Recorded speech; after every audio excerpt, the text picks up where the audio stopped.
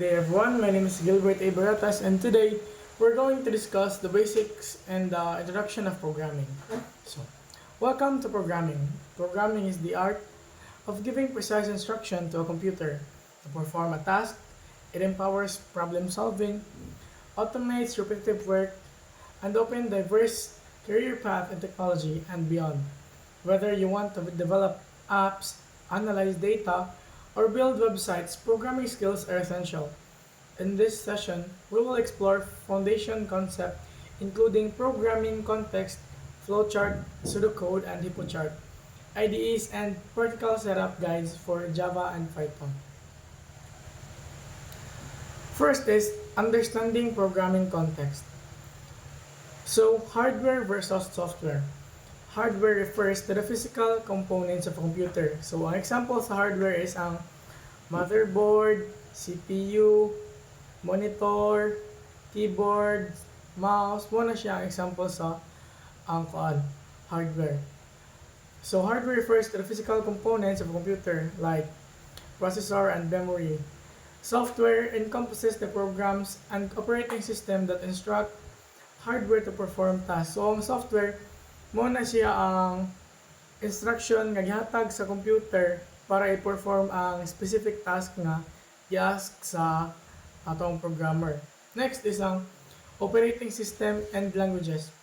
Operating systems such as Windows, Mac OS, Linux manage hardware resources.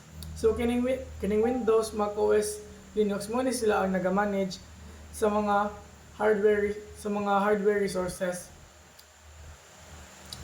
Programming languages fall into high-level and low-level categories affecting how programmers communicate instructions effectively. Compiled versus interpreted. Languages like Java compile code into bitcode before execution, ensuring speed and portability. Python interprets code line by line during runtime, offering flexibility and ease of use at the cost of some performance. Visualizing program flow with flowchart. So what is a flowchart? A flowchart visually represents the step-by-step logic of a program, making complex processes easier to understand and communicate. So ang basic symbols is for example ang oval na symbol mo na siya ang start or end. Depende ra sa imo if unsa na command word imong gamiton, pwede ra start, pwede beginning, pwede ra end, pwede pod terminate. Next is ang process na sign, which is ang rectangle. So makita man nato dire mo ni siya ang process na sign. Next is ang diamond, which is ang input sa user. Makita nato dire mo ni siya ang example sa diamond. Mo ni siya ang basic example sa flowchart. So, and lastly is ang output. And pag matapos na ato ang flowchart, pwede na ato na pod gamiton balik ang oval, which is ang end or ang terminate. So, example and tools. For instance, a flowchart to calculate the area of rectangle and involves input, process, and output steps. Popular tools like Draw, IO, and Lucidchart offer easy drag and drop interfaces for creating flowchart. So, if gusto mo mas dali na pamagi sa pagbuhat og flowchart, mas recommended gid ang Lucidchart. Next is expressing logic through pseudocode. So, what is a pseudocode? An informal way to express program logic using human-readable language without strict syntax rule. Example: number input num1 num2 sum equals num1 plus num2 equals output sum. Why use it? So kini ang pseudocode mostly ginagamit ni sa kanang pinaka-basic yun, like if kanang dili pa kayo ka swito sa mga mga other terms pa sa mga sa mga ginagamit nga variable sa coding. So ginagamit siya as kanang lang, basic lang na instruction na masabtan lang dahil sa kanang tao. So ano nagagamit man tawag kaning pseudocode. So pseudocode helps plan the algorithm clearly before writing real code, reducing errors and improving design quality. So nagagamit og pseudocode para mas makita nato unsay dagan gid sa ato ang buhaton na program, tas makita pud nato asa ta banda magka-errors. So mo ni nagagamit og pseudocode. Next is ang HippoChart. HippoChart, input, process, and output. So sa HippoChart, pinakauna na ito buhaton is data input. So ang ibutan natin sa data input, pinaka-basic lang ni dali ra pud ni siya masabtan. Data input, the program receives such as users input and sensors. Tapos ibutang na po siya sa process. The operation performed on the input data like calculation or decision.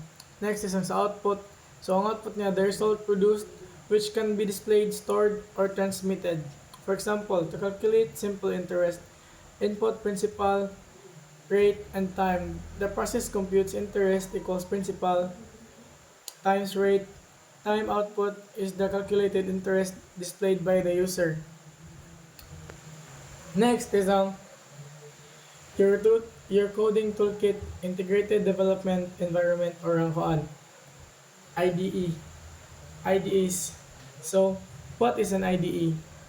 An IDE is an essential like a code editor, compiler, and a debugger in one app for efficient programming. So, ang IDE, kanang ginagamit ni siya para mag-edit og code, mag-compile og code, tas pwede pod mo mag-debug sa inyong code para makita ninyo ang inyong mga errors. So, number 2 is ang popular nga mga IDEs is ang tools like Visual Studio Code, IntelliJ, IDEA, and Eclipse cater to different languages and preferences. So, kini na mga IDEs kay napod ni sila murag specialty gyud na language nga kana ka language mas best gamiton ani nga tool.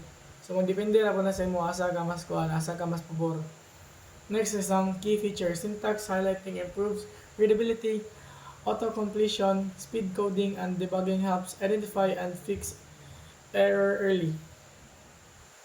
Next is ang setting up or installing Java.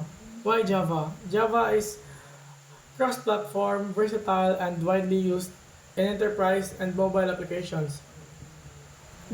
Next step is download JDK. Get the Java Development Kit from Oracle official site to access necessary compilers and tools. Step 3 is environment setups. Set environment variables like Java Home and update path to enable Java command system wide. Step 4 is verification. Run Java version in the terminal to confirm successful installation. Next is recommended IDEs. IntelliJ IDEA and Eclipse offer strong support for Java development.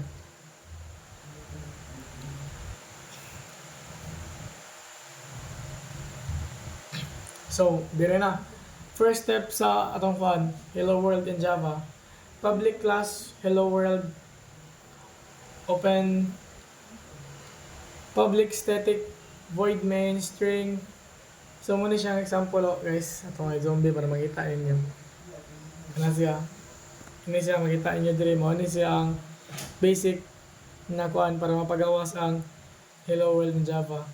Muna siya, this is a classical example para masabtan nato ang Next step and key takeaways. Foundation established and practical setup. Next steps and so diri na magdabos ang ato ang guys. Sa last na Foundation establishment. Understanding programming context, flowchart, pseudocode, HippoChart, and IDE basic set solid groundwork for coding success. So, para mahimo kang isa ka maayo na programmer, mas maayo gid if imo lang ingon pa nga nang maayo na ka masabot sa mga ba, flowchart, dali na ka masabot, dali na pud ka makabuhat if ever na pabuhaton ka kay kinahanglan ni code, nakasabot na ka sa mga unsay algorithm sa mga, for example kaning pseudocode, flowchart, HippoChart, and IDE kay kining nga Juan, kining nga murag pinakauna nga steps para maka-proceed ka sa pagbuhat og